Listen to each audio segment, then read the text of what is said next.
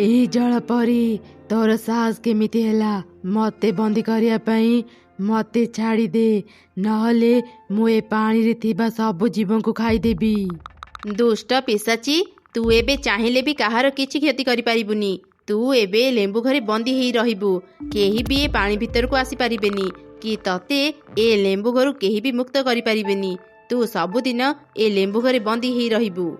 एमिति जलपरी पिशाची को से लेंबू घरे बंदी करी सेठारु चली गला। जलपरी तू कौन भाबुचु तू मते बंदी कले मु मुक्त हेई पारिबिनी। मो शक्ति जाए कमिनी। मु मो शक्ति रे ए लेंबू घर को पानी ऊपर को नहीं जीबी। केही ना केही तो ए घर कबाट खोली देबे सेते बेले मु मुक्त हेई जीबी। आउ ए जंगल रे का को भी छाड़ीबिनी। एमिति पिशाची से लेंबू घरे बंदी हेई रहिला।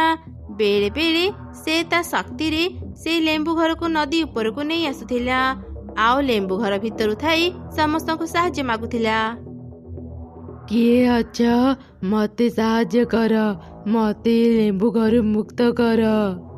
दिने दुईटी चढ़ई माछ धरिया पाई नदी को जाइथिले। सेते बेले लेंबू घर ऊपर को आसिला। पिशाची लेंबू घर भितरु थाई चित्कार करुथिला। अरे मिट्टू भाई मु जहा देखुची तुम्हें भी कौन से या देखुच? हाँ ए लेंबू घर पानी ऊपर केमिति भासुची। आउ से लेंबू घर भितरु एमिति शब्द काईके सुबुची। किए अछि ए घरे? दुई चढ़ई भयरे लेंबू घर पाखको गले नाही। सेमाने निज घर को चली गले। प्रतिदिन एमिति चढ़ई माने लेंबू घर भयंकर शब्द शुणुथिले। भयरे आउ केही भी नदी भीतर को गले नाही। ए कौन तुमे आज भी खाली हातरी घर को आसिल? कौन करिबी कह नदीर केवल गोटे पाखरे ही समस्ते माछ धरुचंती। मु जाऊ जाऊ ही माछ सरी जाउची।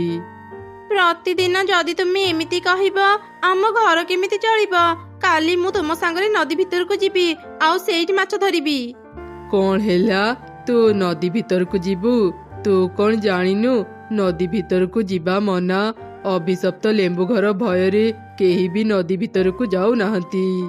सेठी पाई तो नदी भीतर को जीवा को चाहूची। केही भी सेठा को जाऊ नाहंती। सेठी अनेक माछ थिबा।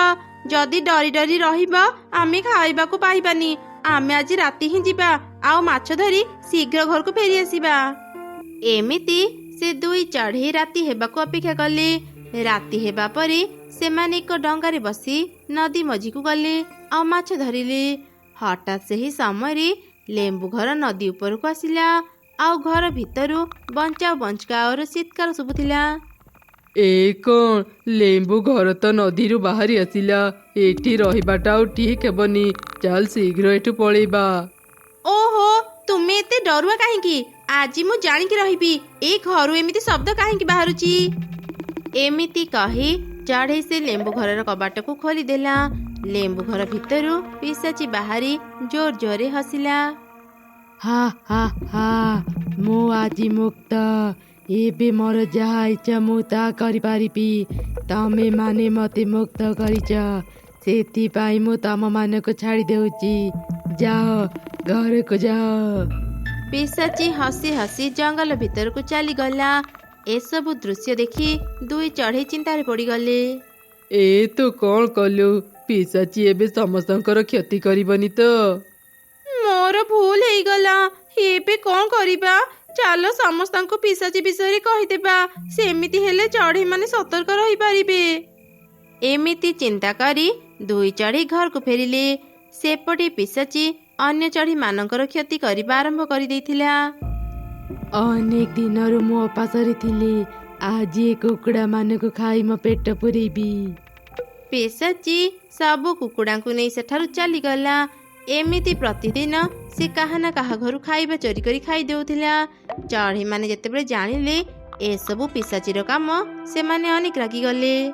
समस्ते मना करिथिले नदी भीतर को जीवा पाई। तमे माने काहेकी नदी भीतर को गल? तम मानक पाई पिशाची मुक्त हेची। आमर जहा भी क्षति हेची तमे माने आमर क्षति पूरण दियो। हाँ आमे ही समस्त को विपद रे पकेइचु। इबे आमे ही समस्यार समाधान करिबु। ଦୁଇ ଚଢ଼େଇ ଶୀଘ୍ର ପିଶାଚୀକୁ ଖୋଜିବାକୁ ଗଲେ। ସେତେବେଳେ ପିଶାଚୀ ଗୋଟିଏ ଗଛ ଡାଳରେ ଶୋଇଥିଲା। ସେମାନେ ପିଶାଚୀକୁ ପାଇ ତା ପାଖକୁ ଗଲେ। ଏ କ'ଣ ତମେ ଦୁଇ ଜଣ ମୋ ପାଖକୁ କାହିଁକି ଆସିଛ? ସେଦିନ ଛାଡ଼ି ଦେଇଥିଲି, ହେଲେ ଆଜି ଛାଡ଼ିବିନି। ଏବେ ମୁଁ ତମ ଦୁଇ ଜଣଙ୍କୁ ଖାଇବି। ପିଶାଚୀ, ଆଗ ଆମ କଥା ଶୁଣ। ଆମ ଉପରେ ଟିକେ ଦୟା କର। ଚଢ଼େଇମାନଙ୍କୁ ଆଉ କଷ୍ଟ ଦିଅନି। ଏ ଜଙ୍ଗଲ ଛାଡ଼ି ଚାଲିଯାଅ। ତମେ ମାନେ କହିବ ଆଉ ମୁଁ ଏ ଜଙ୍ଗଲ ଛାଡ଼ି ଚାଲିଯିବି? ସେମିତି ହେଇପାରିବନି। ପିଶାଚୀ, ଆମେ ହାତ ଯୋଡ଼ି ନେହୁରା ହେଉଛୁ। ଦୟାକରି ଏ ଜଙ୍ଗଲ ଛାଡ଼ି ଚାଲିଯାଅ।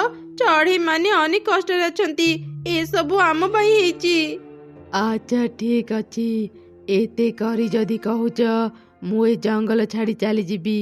କିନ୍ତୁ ତମମାନଙ୍କୁ ମୋର ଗୋଟେ କାମ କରିବାକୁ ପଡ଼ିବ। ହଁ ହଁ ପିଶାଚୀ, ତୁମେ ଯାହା କହିବ ଆମେ ସବୁ କରିବାକୁ ରାଜି ଅଛୁ। ତେବେ ଶୁଣ, ଏଠାରୁ ଉତ୍ତର ଦିଗରେ ଏକ ବଡ଼ ପାହାଡ଼ ଅଛି।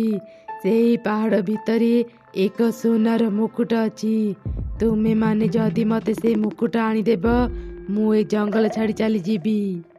ଠିକ୍ ଅଛି ପିଶାଚୀ, ଆମେ ତୁମ କଥାରେ ରାଜି। ଆମେ ଏବେ ହିଁ ସେ ଗୁମ୍ଫାକୁ ଯାଉଛୁ, ଆଉ ତୁମକୁ ସେ ସୁନା ମୁକୁଟ ଆଣି ଦେଉଛୁ। ଏମିତି କହି ସେ ଦୁଇ ଚଢ଼େଇ ଶୀଘ୍ର ସେ ଗୁମ୍ଫା ଖୋଜିବାକୁ ଗଲେ। କିଛି ସମୟ ଖୋଜିଲା ପରେ ସେମାନେ ସେ ଗୁମ୍ଫା ପାଇଗଲେ। ସେମାନେ ସୁନା ମୁକୁଟ ଆଣିବାକୁ ଯିବା ସମୟରେ ହଠାତ୍ ଏକ ପରୀ ସେମାନଙ୍କ ସାମ୍ନାକୁ ଆସିଲା। ଏଇ କିଏ ତମେ ମାନେ? ଆଉ ଏ ଗୁମ୍ଫା ଭିତରକୁ କାହିଁକି ଯାଉଛ? ଚାଲିଯାଅ ଏଠୁ। ତମେ ମାନେ ଏ ଗୁମ୍ଫା ଭିତରକୁ ଯାଇପାରିବନି। ଆମେ ବହୁତ ବିପଦରେ ପଡ଼ି ଏଠାକୁ ଆସିଛୁ। ଏ ଗୁମ୍ଫା ଭିତରେ ଯୋଉ ସୁନା ମୁକୁଟ ଅଛି, ଆମେ ତ ନେବା ପାଇଁ ଆସିଛୁ। ସୁନା ମୁକୁଟ କଥା ତମେ ମାନେ କେମିତି ଜାଣିଲ? କିଏ ତମମାନଙ୍କୁ ଏଠାକୁ ପଠେଇଛି? ଦୁଇ ଚଢ଼େଇ ପରୀକୁ ସବୁ ଘଟଣା କହିଲେ।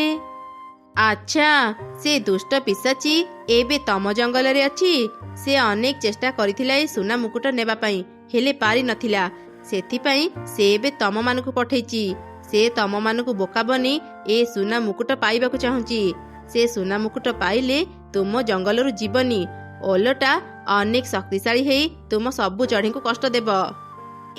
ତୁମେ କ'ଣ କହୁଛ ପରୀ? ଏସବୁ କ'ଣ ସତ? ହଁ, ଏ ସବୁ ସତ।